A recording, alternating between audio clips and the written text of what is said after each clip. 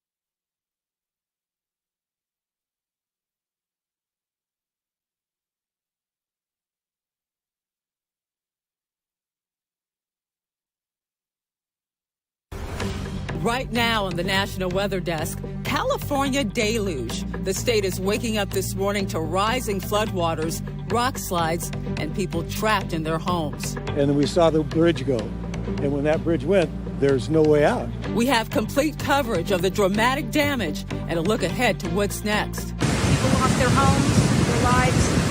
This is crazy. Also, the danger ticks pose even in the winter. Any day above 32 degrees, they'll actively quest for hosts. And northerners may not agree, but it's allergy season in parts of the South. All I know is, here we go. Time for me to get sick. From our nation's capital, this is the National Weather Desk. Good morning and welcome to the National Weather Desk. I'm Angela Brown. Torrential rains, flooded homes, rock and landslides. Those are just some of the problems facing Californians this morning as the state is deluged with more water. At one point, 90% of the state, we're talking 34 million people, were under a flood watch. And the threat is far from over. At least 14 people have died in storm-related issues. This morning, more than 200,000 customers are still without power. The celebrity enclave of Montecito is evacuated. The Santa Barbara airport is closed due to flooding. And first responders all across the state are saving people from the rising waters. In Los Angeles County, firefighters rescued 2 people. You can see it here, trapped inside their car. You can see fast-moving and rising water flowing over the hood as firefighters there safely get a man out of his car. The car was trapped in a sinkhole in Chatsworth. In Ventura County, firefighters used boats, a ladder, a helicopter to rescue 18 people trapped by rising waters. The good news here, only one person needed medical attention. But sadly, not all rescue attempts were successful. A 5-year-old boy was swept away by floodwaters along the Central Coast. He and his mother were in a truck that became stranded in floodwaters. First responders got her out safely, but the little boy was swept away. The search was called off after 7 hours because weather conditions made it unsafe for first responders.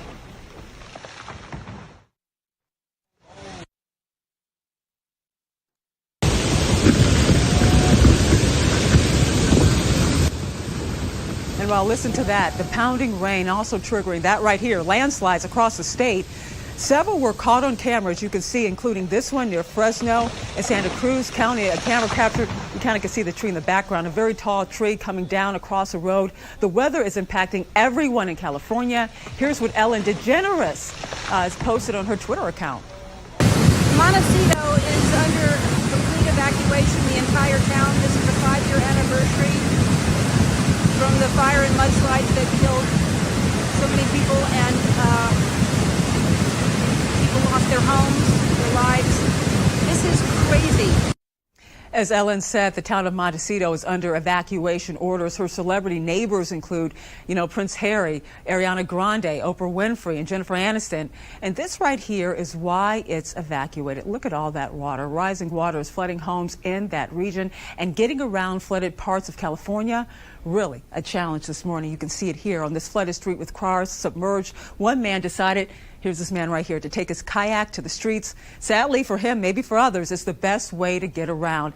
And this is the CARMEL River, which, as you can see, overflowed its banks. Homes along its edge are flooded. The fast-moving waters are showing no signs of letting up. People are urged to stay home until the danger has passed, but rescue crews are always ready just in case. Felix Cortez shows us how the Coast Guard rescued a couple and their dog. David Pepple got his first helicopter ride Monday morning, and what a ride it was. Here he is, tossing and turning in a basket as he's being lifted into a Coast Guard helicopter.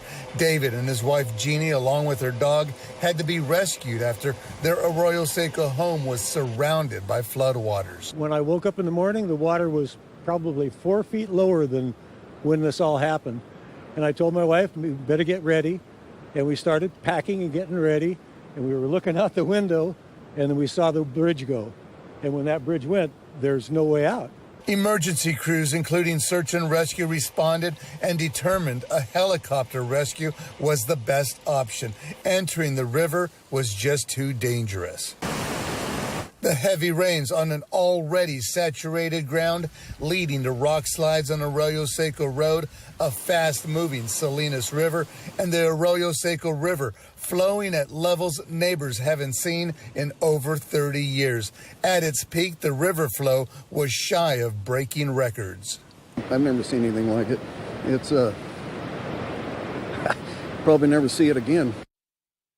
The San Francisco Bay Area also hit hard by the storm. Here you can see water-covered cars.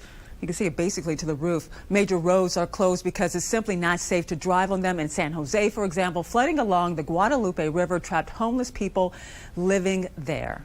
So they helped me get out of being right there where it was flooding, and I'm really grateful. Community leaders say they cleared sediment from the river in advance of the storm, really hoping to minimize damage. And in Madera County near Fresno, California, evacuation orders were put in place. But as Sofia Lesios explains, flooding and washed out roads made things really difficult. With the conditions of the roads as they are, and with the water coming down, an emergency or a dangerous situation could pop up at any time. This isn't your typical wet winter in Madera County. People who live there say this is one of the wettest seasons they've seen in over 20 years. Around 23 years ago, we had a lot of rain. It affected Yosemite. Yosemite flooded. With endless rain from the atmospheric river events passing through California, Madera County Sheriff's Office is sending out a plea for people to not drive in the downpour. Extreme conditions with the water flowing over the roadways, making it unsafe for vehicles to travel over. We're having some roads that are washing away and they're unpassable. The Bass Lake RV Resort under mandatory evacuation orders. People told to go to an evacuation center in Oakhurst. But even parts of Oakhurst are seeing extreme flooding and dangerous road conditions. Madera County Sheriff's Office says if you're having flooding near your home and feel it's unsafe, leave. If the water's starting to rise really fast or it's moving very quickly and it's something that it's not normal for their area, then to me, that's a danger sign, and at that point, they should evacuate, get to a safer area. And if it ends up being nothing, they can always come back, but it's better to be safe than sorry. And in Northern California, roads are closed due to another issue, multiple debris slides. It's been challenging for crews to reach some areas, and continued rain makes repair work even more dangerous. Sade Brown has more. As we deal with winter storms, slides are closing North State highways. Caltrans says some highways have been especially challenging for their crews during this wet winter storm. They had repeated slides of debris and boulders, for example, like Highway 70 and others like Highway 299 in the past. And these resulted to road closures for drivers as crews worked to clear the areas. Caltrans says when there are highways with repeated slides and debris from wet soil, they issue a plan to where crews can work on it safely. If we have an area, for example, where there's continued debris that's coming down in one area, we can do a drapery project. So that's that mesh drapery where they will hang that up on the hillsides. Those kind of projects can come through when you have continued issues in the same kind of area. Woodward says typically these projects are scheduled to be conducted when there is better weather and when there isn't a winter storm or rainy weather for the safety of their crews. Unless it needs immediate attention, then a director's order or an emergency order is put in place for crews to work on it. So what's next for California? Unfortunately, there is still a risk for many today. From San Francisco to San Diego, there's a marginal severe storm risk. But with the runoffs from yesterday's rain, the flood risks are still there. Then in the mountains, there is a winter storm warning for several more feet of snow. And coming up on the National Weather Desk, you might think ticks are just a summer problem, but they can pose a threat all year round. We'll show you ways you can keep yourself safe. And there were intense storms in the South last week. We will explain how the low-level jet stream played a major role. And as we go to break, some dramatic shots of last week's full wolf moon in Minnesota.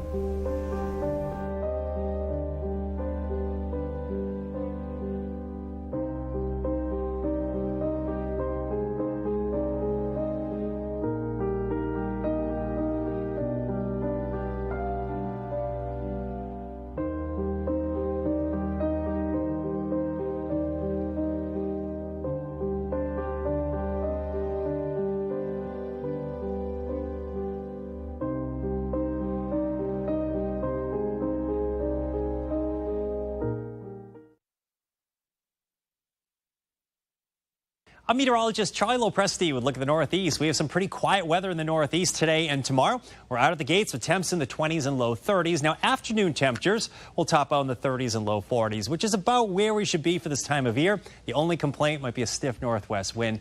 We'll get some gusts 20 to 30 miles per hour. Then as we go into Wednesday, sun to increasing clouds are expected here. That's in advance of our next week weather maker. I think initially we'll start with some snow on Thursday and a change over to rain looks likely. I'm meteorologist Jonathan Myers, and here's a look at the mid-Atlantic region, starting off with temperatures in the 30s to around 40 by about 9 a.m.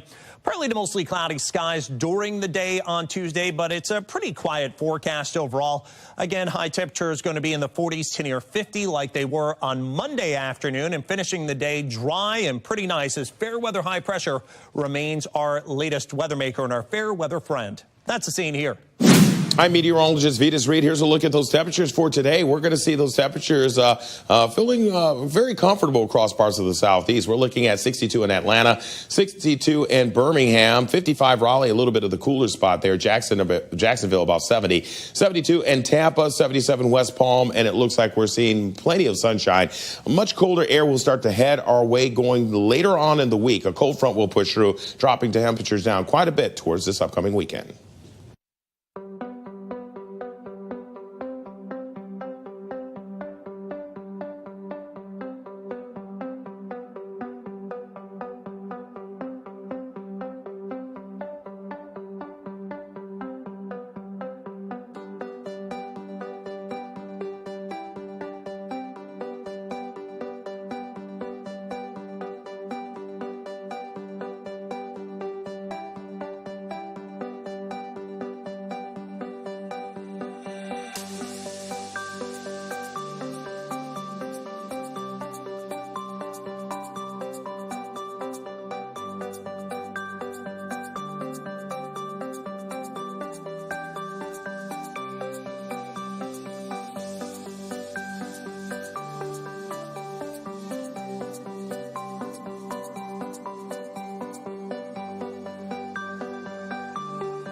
Weather Window, presented by the National Weather Desk. Imagine beginning the day with this brilliant red mountain hue. That's how a viewer started Monday with this Las Vegas sunrise coloring mountains to the west. In a different part of the day and a different part of the country, another viewer captured this lunar halo in the skies over Abingdon, Virginia. This effect happens when light from the moon is refracted by ice crystals. For more content like this, follow the National Weather Desk on Twitter. Welcome back, everyone. Check out this picture recently sent to us from Chief Meteorologist Charlie Lopresti from Portland, Maine. He found apparently four ticks on his golden retriever last week. It begs the question, can ticks survive in winter weather? Emily Gracie spoke to a tick expert to find out. Any day above 32 degrees, they'll actively quest for hosts. And when I say quest, on the edge of a trail, the ticks will kind of crawl up on the tallest piece of grass or twigs, anything they can get a hold of, and they just sit and wait. And they're very patient. These guys have been around for millions of years. The same deer ticks that you see in your backyard fed on the dinosaurs. And they understand the dangers of coming out before that temperature rises. They spend most of their time when it's colder down underneath, if there is any snowpack, dead leaves, undergrowth, hiding, waiting for the temperatures to rise. And unfortunately in Maine, we've had a really warm winter thus far. People are coming into contact with ticks more later in this year than in years past. The life cycle of a deer tick is 2 years. So at this point in their life cycle, they are an adult. They have one mission, and that is to find a blood meal so that they can lay eggs in spring. So if there are more deer ticks this time of year questing for blood, that means there's more ticks getting that third blood meal, continuing that life cycle. They're going to be able to lay more eggs in the springtime. So chances are pretty good we're going to see more ticks this spring because it has been warmer through the winter. Once they attach themselves, how long before they can transmit Lyme disease? A good rule is, 24 hours for tick attachment for them to be able to transmit Lyme. I tell people personally, no time is a good amount of time.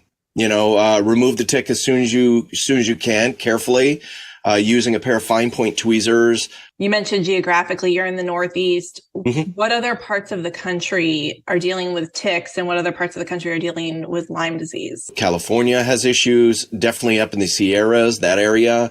There has been Lyme disease detected in every state in the United States. Head over to our YouTube channel if you want to see a longer version of this interview. John gave Emily some easy tips that you can do in your yard for tick protection and prevention. Search the National Weather Desk and remember to hit the subscribe button. In some parts of the country like Texas, it's not tick season, rather it's allergy season. Down south, it's known as cedar fever. That's the name for seasonal allergies. Some say it's brought on by the winter onslaught of cedar pollen. But as meteorologist Chicago Windler explains from Austin, Texas, the trees in question are not cedar trees, and they serve a very important purpose. They're the trees everyone loves to hate. Ash juniper, aka cedar trees. And this time of year in Central Texas, they're the talk of the town. Ooh. People just hate it. The yellow dust that covers everything. Oh, Lord. All I know is, here we go. It's time for me to get sick. The congestion, the sinus pressure, and the headache, it just makes me feel so sick and lethargic. The hills are alive with the sound of wind, spreading the dreaded cedar pollen as it blows. So you can see we're coming up on a nice, beautiful ash juniper right here. And I can just hear the collective groans of everybody. They're saying, no, not these. Yeah, exactly. But they're not bad. They're not bad. They're a native tree that's been in this area for thousands of years. And over the years, we've come to call them cedar trees. But they're not really cedars. They're not truly cedars. Yeah, they're ash juniper trees. Juniperus ashii is the scientific name. We don't have a true cedar in this part of Texas. What we do have is the endangered golden-cheeked warbler. The iconic Austin bird that everyone's seen with the pretty golden face. Jeremy Hull from Travis County Natural Resources says the 33,000-acre Balcones Canyonlands Preserve protects the nesting grounds for the warbler. Their nests are made 100% of ash juniper, mature ash juniper bark that they strip off and use spider webs to make these cute little cup nests. While the warblers winter in Mexico, ash junipers, unlike most trees, pollinate in winter. Cold fronts or other wind makers trigger the pollen explosion, and cedar fever ensues. Miserable. Congested. You can see the yellow clouds going through the air. It's just, something you have to live with. More reasons to put up with the pollen. Ash junipers are soil builders. This is all juniper. that's decomposed. They're also nursery trees. They protect anything growing up underneath them, such as oak trees and holly. Ash junipers get a bad rap, but they're not just beneficial, they're crucial. The bird relies on it. We have to have it. The preserve is here to protect for that species. They're only found here in the entire world, and without the tree, we don't have the warbler. In western Travis County, Texas, I'm Chikage Windler for the National Weather Desk. Last week, other parts of the South saw some pretty intense weather, and there's a chance more of the same could be heading that way later this week. One of the major factors at wild weather is the low-level jet stream. But the question is, what is low-level jet stream? To find out, we head to meteorologist Brandon Lawson in Charleston, West Virginia. Hey, what's going on, everybody? Storm Team Meteorologist Brandon Lawson here. I want to talk about the low-level jet today. It's what we call a strong ribbon of fast-moving air in meteorology. There's two types of this. The nocturnal low-level jet, which is basically caused by pressure gradients from the eastern warmer air and the cooler western air. But the other one I want to really talk about and focus on today is called the cyclone-induced low-level jet. So let's say we have an area of low pressure that forms out along the Colorado Rockies. And let's go ahead and add some cold and warm fronts to this area of low pressure as it continues to rapidly strengthen and press off to the east. You get what's the southerly flow out ahead of this cold front. And that strong southerly flow is not only transporting warmer air, but it's also transporting moisture as well out of the Gulf of Mexico. And we call this fast-moving ribbon of air ahead of that cold front, that southerly flow there. We call this the low-level jet, or the LLJ. And again, it's a fast-moving ribbon of air among the lower levels. And with the strong wind here at the lower levels, we can get what's called wind shear as well with this. This kind of adds to that severe weather outbreak that you can typically see out in the deep south or even into the Tennessee, Kentucky valleys and up into the mid-Atlantic, because you've got this moisture transport, this warm air transport, and also you've got wind shear, a change in wind speed or direction with height, which can also add to that. And as we head to break, check out this great video of fog lifting around a church in Logan, Utah.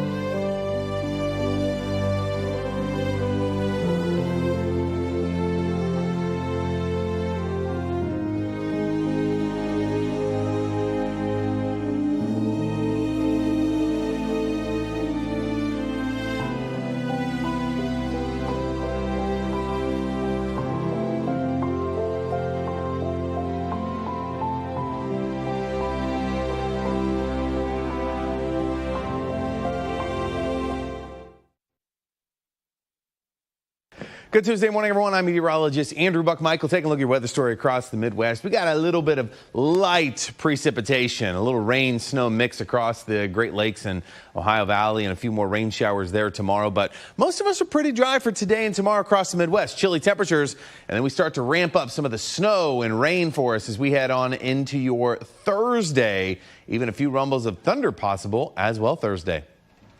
Good morning. I'm meteorologist Alex Garcia. Here's a look at your regional weather. Starting off pretty warm and foggy down toward the south. We're seeing sunshine and cool temperatures from Oklahoma City back over into Little Rock. All during the day today, things will really start to warm up. We could see near 80 degrees out in the Dallas area, and of course 80s down toward South Texas as well. We'll be keeping an eye on the next Pacific front. It arrives later this week with an opportunity for rain across the northern part of the area. I'm meteorologist Alex Garcia. That's a look at your regional weather. Well, hi, everybody. It is Tuesday morning. I'm meteorologist Shannon O'Donnell. Out west, boy, has it been stormy, especially in California, with so much flooding and destruction in the mudslides. Heavy rain starting to lift today there closer to the Bay Area, but we're still going to see some snow up at Tahoe and some lingering heavy showers pushing toward Vegas. Sunshine back in the Pacific Northwest, but you can see this next weather maker will increase the rain in the Northwest again later this week. And that's the scene from here.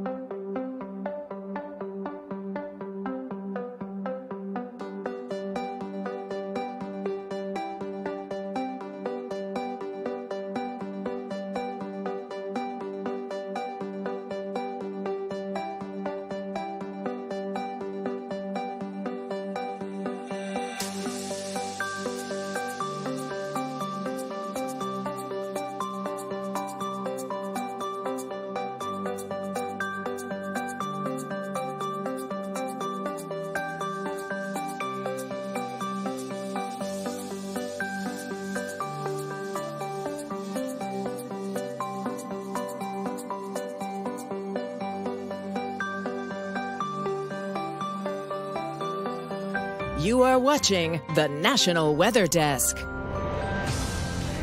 Today is known as National Cut Your Energy Cost Day. So for some tips on how you can save money on your energy bill, we turn now to our Emily Gracie. Every year, January 10th is named National Cut Your Energy Costs Day.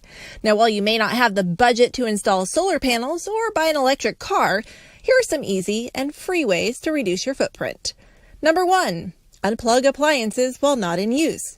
They still use phantom energy even when not powered up. Number 2, don't keep the water running while you're brushing your teeth and shaving. Number 3, wash only full loads of laundry.